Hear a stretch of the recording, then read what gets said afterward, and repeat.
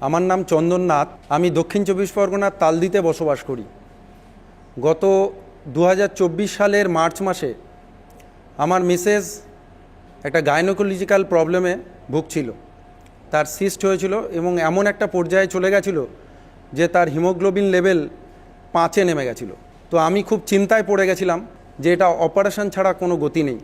আমি ডক্টর সমীর কুমার ধারার কাছে একরকম জোর করেই এসেছিলাম, মন ছিল না, তবুও আমি জোর করে এসেছিলাম। যেহেতু আমাদের পরিবারে এলোপ্যাথি মেডিসিনের সঙ্গে যুক্ত, আমার ঠিক বিশ্বাস হচ্ছিল না।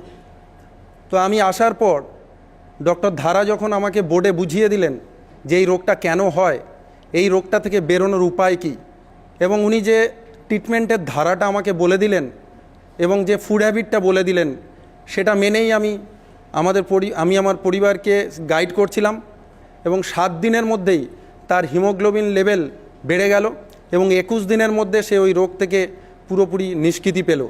এটা পাওয়ার পর আমি এতটাই আবেগতাড়িত হয়ে পড়েছিলাম যে আমি এবং আমার মিসেস দুজনেই এসে ওই অফিসে গিয়ে এডুকেশন নিলাম ফিওনা একাডেমিতে, যে আগামী দিনে ফিওনা প্যাথি নিয়েই আমরা কাজ করব।